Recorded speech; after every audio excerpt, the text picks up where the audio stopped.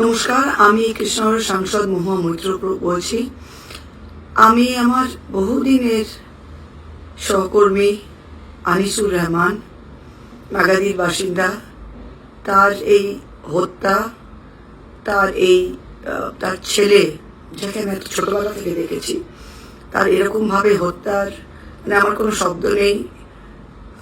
আমি গভীর শোক প্রকাশ করছি আর এটার কড়া নিন্দা করছি। আমি প্রথম যখন পলিটিক্সে ঢুকি, কংগ্রেসে ঢুকি 2008 সালে, তখন আনিসুরও কংগ্রেসে। আমার জীবনের প্রথম রাজনৈতিক মিটিং নাগাদিতে কংগ্রেস অফিসে হয়েছিল, আর আনিসুর সেই মিটিংয়ে উপস্থিত ছিল।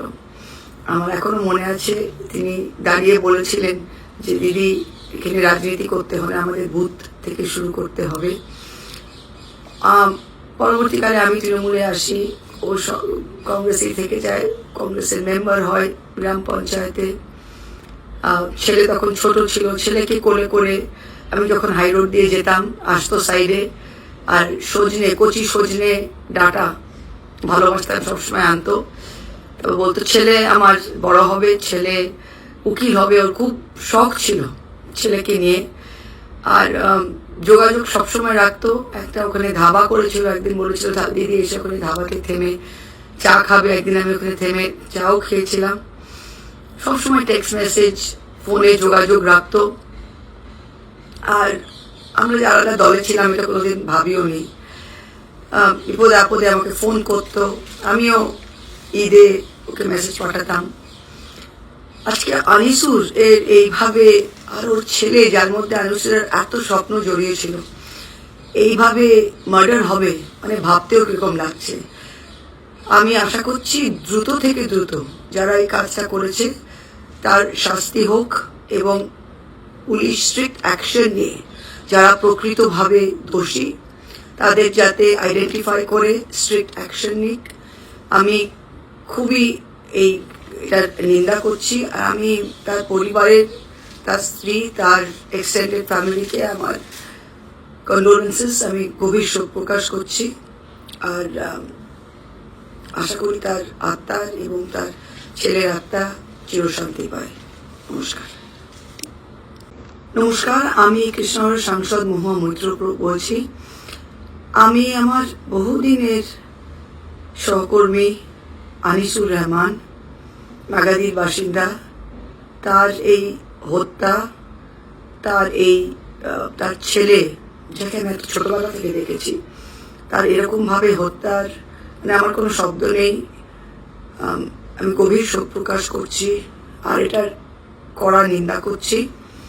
আমি প্রথম যখন পলিটিক্সে ঢুকি, কংগ্রেসে ঢুকি 2008 সালে, তখন আনিসুরও কংগ্রেসে।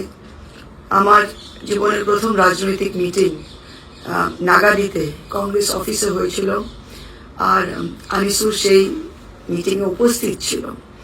আমার এখনো মনে আছে, তিনি দাঁড়িয়ে বলেছিলেন যে দিদি, এখানে রাজনীতি করতে হলে আমাদের বুথ থেকে শুরু করতে হবে। পরবর্তীকালে আমি তৃণমূলে আসি, ও কংগ্রেসেই থেকে যায়, কংগ্রেসের মেম্বার হয় গ্রাম পঞ্চায়েতে। ছেলে তখন ছোট ছিল, ছেলেকে কোলে করে আমি যখন হাই রোড দিয়ে যেতাম, আসতো সাইডে, আর কচি সজনে ডাটা ভালোবাসতাম, সবসময় আনতো। তবে বলতো ছেলে আমার বড় হবে, ছেলে উকিল হবে, ওর খুব শখ ছিল ছেলেকে নিয়ে। আর যোগাযোগ সবসময় রাখতো। একটা ওখানে ধাবা করেছিল, একদিন বলেছিল দিদি এসে ওখানে ধাবাতে থেমে চা খাবে। একদিন আমি ওখানে থেমে চাও খেয়েছিলাম। সবসময় টেক্সট মেসেজ, ফোনে যোগাযোগ রাখতো। আর আমরা যে আলাদা দলে ছিলাম এটা কোনোদিন ভাবিও নি। বিপদে আপদে আমাকে ফোন করতো, আমিও ঈদে ওকে মেসেজ পাঠাতাম। আজকে আনিসুর এর এইভাবে, আর ওর ছেলে, যার মধ্যে আনিসুরের এত স্বপ্ন জড়িয়েছিল, এইভাবে মার্ডার হবে, ভাবতেও কিরকম লাগছে। আমি আশা করছি দ্রুত থেকে দ্রুত যারা এই কাজটা করেছে তার শাস্তি হোক, এবং পুলিশ স্ট্রিক্ট অ্যাকশন নিয়ে যারা প্রকৃতভাবে দোষী তাদের যাতে আইডেন্টিফাই করে স্ট্রিক্ট অ্যাকশন নিক। আমি খুবই এটার নিন্দা করছি। আর আমি তার পরিবারের, তার স্ত্রী, তার এক্সটেন্ডেড ফ্যামিলিকে আমার কন্ডোলেন্সেস, আমি গভীর শোক প্রকাশ করছি। আর আশা করি তার আত্মার এবং তার ছেলের আত্মা চিরশান্তি পায়। নমস্কার।